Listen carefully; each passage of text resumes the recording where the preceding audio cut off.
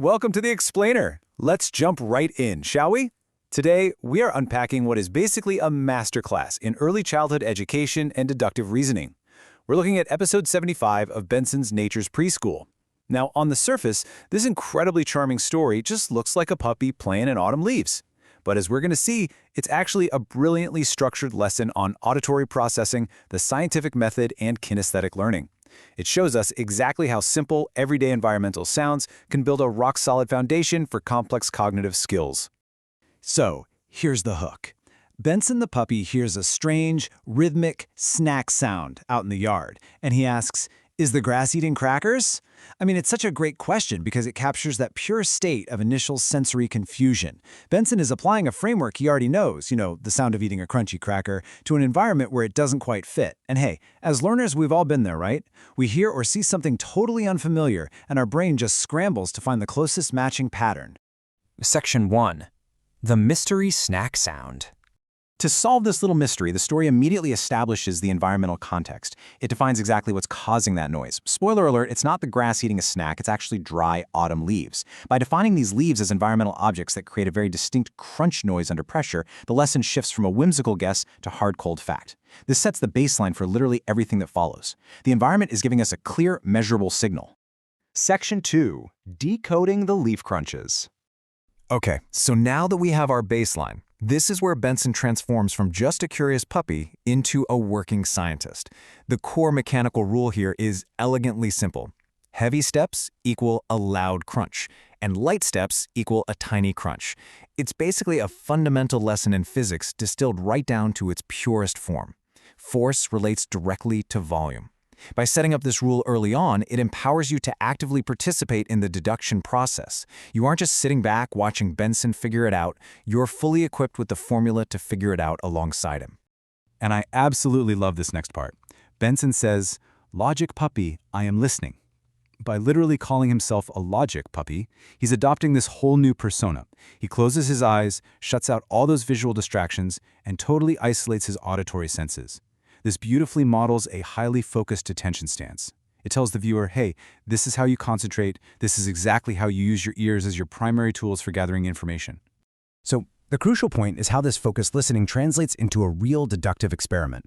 As Benson listens with his eyes closed, we get a direct mapping of physical traits to completely unique auditory footprints. Think of it like a sound fingerprint. We've got the squirrel with a fast zip crunch. We have Daisy the dancer with a happy feet soft hop. Barnaby brings a big sleepy hop. Mama prefers the quiet grass, giving us a mama crunch. And then Toby delivers this massive stomp crunch. Notice how insanely descriptive these sound profiles are? They aren't just loud or soft. They pack in rhythm, speed, and emotional quality, like happy feet or a sleepy hop. We learn that sound actually carries rich multi-dimensional data about whoever is making it.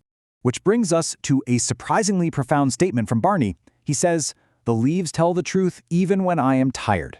Just think about how deep that is for a second. It's literally a foundational principle of the scientific method. Physical evidence in nature remains consistent, completely regardless of the internal state or feelings of the observer, or, the walker in this case. Whether Barnaby is bursting with energy or super sleepy, his large mass hitting those dry leaves produces a consistent, truthful acoustic result. The environment simply does not lie. Section 3. Creating the crunch rhythm. Now we take those analytical skills we've just built and flip them completely into creative expression. The characters start playing with the sounds. They mix the zip, crunch, and the stop crunch to create a literal beat. Chop, chop, chop, and crunch, chop, chop, chop. They've taken raw observation and turned it right into music. It's basically a party for the ears, showing us that scientific observation doesn't have to end with just some dry categorization of facts. It can be the raw material for art and rhythm.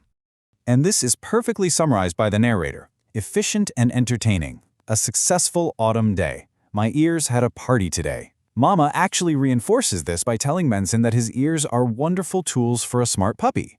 This completely validates the whole learning journey. It tells us that using our senses to decode the world isn't just useful, it's highly rewarding, it's entertaining, and it's absolutely something to be proud of. Section 4. The Ben Shake Dance. Okay, so we've gone from listening to deducing to making music.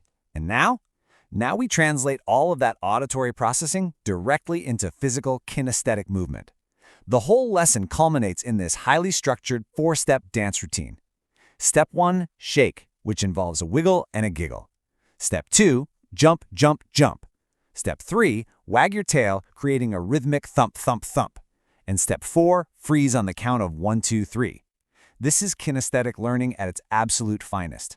By physically acting out rhythms, the body internalizes the lessons the ears literally just learned. It connects cognitive processing right to motor skills, making sure the information really sticks. And this beautiful quote really encapsulates the core philosophy of the entire lesson: listen with your ears, feel with your feet, and find the joy. It beautifully ties the auditory and the physical journeys together into one holistic experience.